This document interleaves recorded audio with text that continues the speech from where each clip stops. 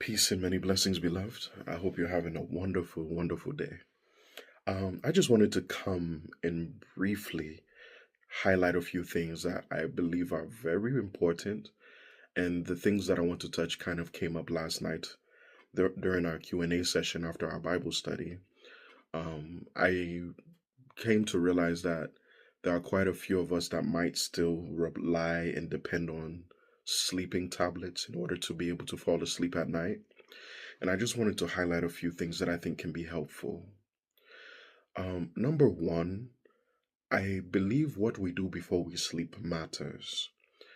Sometimes when we're involved in overstimulating activities, maybe watching movies, things that keep our soul kind of engaged in a certain way, um, those things at times can affect, consciousness when you're trying to go and relax and lie down and sleep. You can be more alert than you should be to the natural things instead of being able to ease into a peaceful slumber. And, you know, the next thing I'll say is sometimes what we eat before we sleep really, really, really matters. Sometimes we'll eat things that have so much sugar concentration, and you may not be eating a sweet snack, but for example, you might take white rice, which is known to be high in sugar, and bread and things of that nature, and you're doing this all probably 30 minutes, 45 minutes before going to bed sometimes, and these things have a strong impact even on your circadian rhythm. It affects your ability to sleep well. So I just wanted to highlight maybe a few things more, that can help you to maybe not depend on the sleeping tablet as much. If you're somebody that takes coffee, caffeine, has a lot of caffeine in your diet, you would want to kind of limit that getting closer to your sleep time. You wouldn't want to be, I'm talking about maybe 3 to 4 hours before you sleep. You wouldn't want to have any caffeine release so much in your system. And also, you know, um, overstimulating activities like, you know, working, maybe your job is placing such a high demand on you. What I recommend people to do is at least 1 hour before you go to bed, what you would want to do is spend time meditating, contemplating the word of God if possible. Maybe you've had certain revelations. Maybe there are certain dreams or desires you have.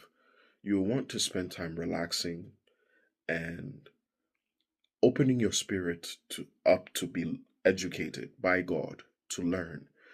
Because by doing so, what ends up happening is that will carry over even into your dream state. It gives God a certain access to work with. I don't have time to go into all the details of that. We did kind of touch that briefly in a question from last night, but what you do before you sleep matters. If you can't meditate, spend time singing praise to God. Let your consciousness be on God. Let your consciousness be on higher things, the divine things, about an hour before you sleep. I noticed that once you're able to get yourself into that mode, number one, your dreams are much more clear. Number two, you're able to relax much faster. And the Bible does say that He gives His beloved rest. So you would want to kind of position yourself that way before you go to bed.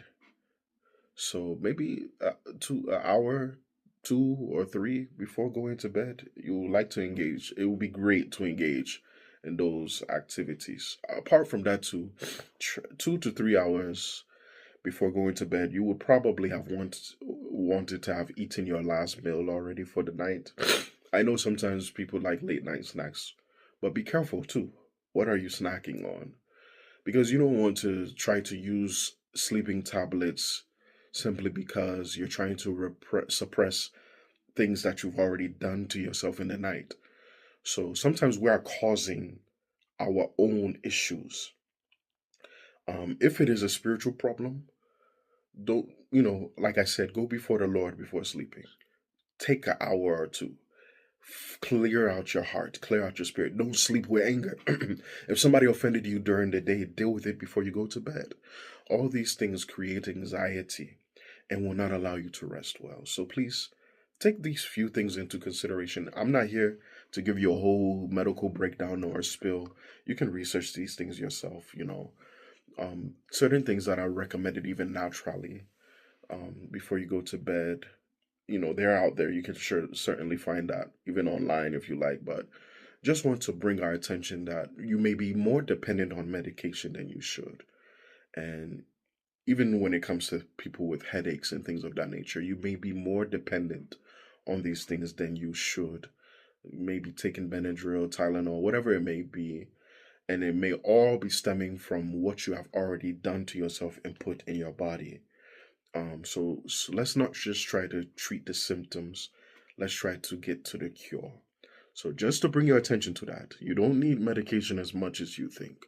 There are certain things just practically and naturally. If you do engage them, they can help you so much.